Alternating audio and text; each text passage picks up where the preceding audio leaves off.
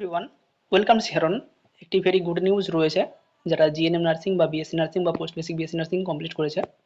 প্রায় 3000 পোস্টে CHO রিক্রুটমেন্টের notification আসতে চলেছে। 25/9/2025 এই নোটিফিকেশনটি অ্যালাউ করা হয়েছে এবং এখনও নোটিফিকেশনটি ওয়েবসাইটে পাবলিশ করা হয়নি। খুব সম্ভবত আজ 26/9/2025 নোটিফিকেশনটি ওয়েবসাইটে পাবলিশড হবে। এখানে বলাই হয়েছে সাবজেক্টে recruitment for the position of community health officer on contractual basis under national health mission through district health and family welfare Samiti. District health and family welfare সমিতির মাধ্যমে এনএইচএম এর আন্ডারে কমিউনিটি হেলথ অফিসার নিয়োগ করা হবে কন্ট্রাকচুয়াল বেসিসে।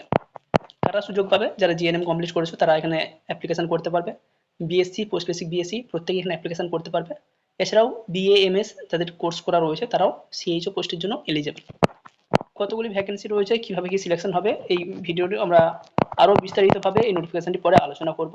আপাতত বলা হয়েছে যারা বিএসসি নার্সিং কমপ্লিট করেছে 2021-এর পরে তারা সরাসরি পরীক্ষা দেবে, ইন্টারভিউ দেবে, এরপর সিএইচও হিসেবে কাজ করতে শুরু করে দেবে। এবং যারা জিএনএম নার্সিং করেছে এবং 2021-এর আগে বিএসসি বা পোস্ট বেসিক নার্সিং করেছে, পোস্ট বেসিক বিএসসি নার্সিং করেছে, তাদেরকে পরীক্ষা দিতে হবে, ইন্টারভিউ দিতে হবে। সিলেকশন হলে 4 মাসের কোর্স করতে হবে। কোর্স করার সময় তোমরা জেনে যাবে কোথায় পোস্টিং পাচ্ছ বা তোমরা কোথায় কাজ করতে চাইছো, সেই জায়গা তোমরা চুজ করে নেবে। এরপর একটি 4 মাসের কোর্স হবে এবং তারপর সিএইচও হিসেবে জয়েনিং করবে। এই সিএইচও হিসেবে কাজ করার সময় স্যালারি দেওয়া হবে 20,000 টাকা পার মান্থ এবং একটি ইনসেন্টিভ দেওয়া হবে প্রতি মাসে 5,000 টাকা, ম্যাক্সিমাম 5,000 টাকা পেতে পারবে। অর্থাৎ ওভারঅল একটা 25,000 টাকা প্রতি মাসে একটা স্যালারি তোমরা পেতে পারবে। যারা GNM, BSc, post basic BSc বা বিএএমএস প্রত্যেকের স্যালারি একই, শুধু যারা 2021-এর পর বিএসসি, পোস্ট বেসিক বিএসসি করেছে তারা সরাসরি পরীক্ষা দিয়ে সিএইচ হিসেবে কাজ করতে পারবে। যারা জিএনএম ক্যান্ডিডেট বা 2021-এর আগে বিএসসি, পোস্ট বেসিক বিএসসি করেছে তারা 4 মাসের একটি কোর্স করে এখানে কাজ করতে পারে।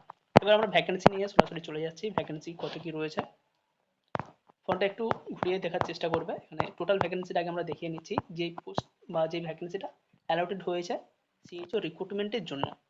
এখানে অনেকগুলো ভ্যাকেন্সি রয়েছে, আমরা একদম শেষেরটা দেখবো। Break of district wise vacancy as on 25/9/2025।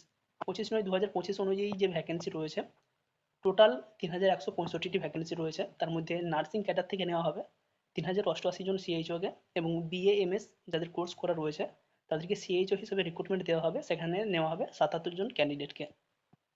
আবার বলছি, সিএইচওর নার্সিং ক্যাডার থেকে নেওয়া হবে 3,088 জনকে এবং সিএইচও বিএমএস এখান থেকে নেওয়া হবে 77 জনকে। টোটাল 3,165টি ভ্যাকেন্সি রয়েছে। ডিস্ট্রিক্ট ওয়াইজ ভ্যাকেন্সি রয়েছে, কোন ডিস্ট্রিক্টে কতগুলি ভ্যাকেন্সি রয়েছে এই ডিটেলস তোমরা এখানে পেয়ে যাবে।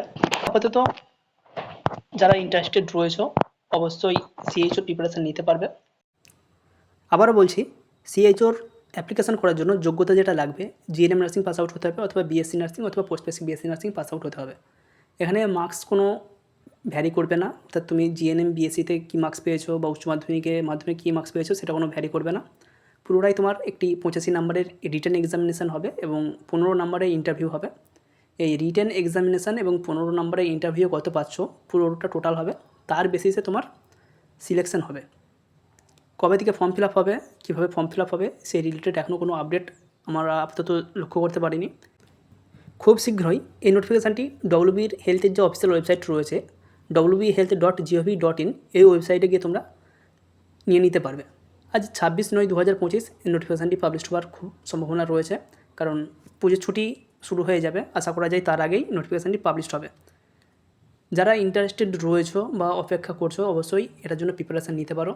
আমরা আগের বছর সিএইচও প্রিপারেশান নিয়ে অনেক ভিডিও করেছি এবং প্রচুর সংখ্যক ক্যান্ডিডেট শিহরণ ইউটিউব চ্যানেল থেকে অনেকে সাকসেস পেয়েছে বা অনেকে যারা ভিডিও ফলো করেছিল তারা অনেকেই সাকসেস পেয়েছে। যারা ইন্টারেস্টেড রয়েছে অবশ্যই এই চ্যানেল ফলো করতে পারো। এছাড়াও তোমার যে সাবজেক্ট রয়েছে community, child health nursing, gynae ops, এই কয়েকটা সাবজেক্ট থেকে প্রচুর পরিমাণে কোশ্চেন আসে। এই জায়গাগুলো তোমরা প্রিপারেশান নিতে পারো। যারা রিসেন্টলি 3rd ইয়ার পাস আউট করেছো জিএনএম বা বিএসসি নার্সিং পাস আউট করেছো তাদের ক্ষেত্রে এই পরীক্ষাটা অনেকটা ইজি হবে, সেটা ইন্টারভিউ হোক অথবা রিটেন টেস্ট হোক না কেন, প্রত্যেকটা ক্ষেত্রে তোমাদের অনেক কিছু কমন আসবে। বাট কয়েকটা কোশ্চেন রয়েছে যেখানে কনফিউশন থেকেই যাচ্ছে। কয়েকটা বই যেখান থেকে তোমরা বিভিন্ন ধরনের অ্যান্সার পাবে বা গুগল এছাড়াও বই বিভিন্ন অ্যান্সার মিসম্যাচ করবে, এই জায়গাগুলো ঠিকঠাক করতে হবে। 5 থেকে 7টা কোশ্চেন যেটা তোমার মনে হবে একরকম, বই একরকম পাবে, গুগলে একরকম পাবে, যতজনকে জিজ্ঞাসা করবে তার অ্যান্সার বিভিন্ন রকম পাবে। এই জায়গাটা একটু ঠিক করতে হবে, তাহলেই এই যে সিএইচওর রিক্রুটমেন্টটি হবে সেক্ষেত্রে তোমার পাওয়ার চান্সটা অনেকটাই বেশি থাকবে।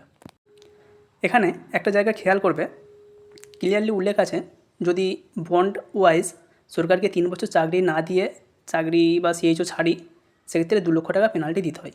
এটা বাস্তব এবং এটা ঘটে থাকে। যারা তাদের বন্ড ওয়াইজ বন্ড কমপ্লিট না করে চাকরি ছাড়তে চায় তাদেরকে পেনাল্টি দিতে হয়েওছে আগে। তো এখানে একটা বিষয় ভালোভাবে ক্লিয়ার হতে হবে, কাদেরকে বন্ডের এই টাকা দিতে হবে, কাদেরকে এই টাকা দিতে হবে না। যারা গ্রেড 2 পাবে সিএইচ হিসেবে ধরো জয়েন করে নিলে, তারপর গ্রেড 2 পেলে তখন কি পেনাল্টিটা দিতে হবে সেটা কিন্তু নয়। পশ্চিমবঙ্গ সরকারের যে কোনো চাকরি পাবো না কেন তখন তোমরা এই চাকরি ছাড়তে পারো, সেক্ষেত্রে কোনো পেনাল্টি লাগবে না। পশ্চিমবঙ্গ সরকারের যে কোনো চাকরি পাও না কেন কোনো ক্ষেত্রেই পেনাল্টি লাগবে না। যদি সেন্ট্রাল গভর্নমেন্টের কোনো চাকরি পাও সেক্ষেত্রে পেনাল্টি দিতে হবে। এছাড়াও যারা কোনো কিছু না পাবে তাদের তো ছাড়া কোনো প্রশ্নই থাকছে না। যদি সিপিসিএইচ ট্রেনিং নেওয়ার জন্য অ্যাডমিশান নিয়ে নাও, সেক্ষেত্রে যদি ট্রেনিং কমপ্লিট না করে ছাড়তে চাও সেক্ষেত্রে 50,000 টাকা পেনাল্টি দিতে হয়, এবং পুরো 3 বছরের চাকরি না করে যদি ছাড়তে হয় সেক্ষেত্রে 2 লক্ষ টাকা পেনাল্টি দিতে হয়। বাট এটাও সবাইকে দিতে হয় না। যারা বিএসসি নার্সিং করেছে 2021-এর পর, তারা যদি সিএইচও হিসাবে ডাইরেক্ট জয়েন করে, অর্থাৎ পরীক্ষা দেবে, ইন্টারভিউ দেবে, তারপর যদি ডাইরেক্ট সিএইচও হিসাবে জয়েন করে, তাদের কোনো বন্ড থাকে না, তারা যখন খুশি সিএইচও ছাড়তে পারে, তাদের কোনো অসুবিধা হয় না। বাট যারা 2021-এর আগে বিএসসি নার্সিং পাস আউট করেছে বা পোস্ট বেসিক বিএসসি করেছে, অথবা এখনও যারা জিএনএম করেছে, তাদেরকে 4 মাসের সিপিসিএইচ ট্রেনিং নিতে হয়। এবং এই সিপিসিএইচ ট্রেনিংয়ের পর যেহেতু তাদেরকে চাকরিতে ঢোকানো হয় বা তারা চাকরি পায়, সেক্ষেত্রে তাদেরকে একটি বন্ডেই সাইন করে নেওয়া হয় যে তারা সরকারকে 3 বছর চাকরি বা সার্ভিস দেবে। তো এই ক্ষেত্রে যারা জিএনএম নার্সিং বা 2021-এর পর 2021-এর আগে বিএসসি বা পোস্ট বেসিক বিএসসি করেছে, এটা শুধুমাত্র তাদের ক্ষেত্রে প্রযোজ্য।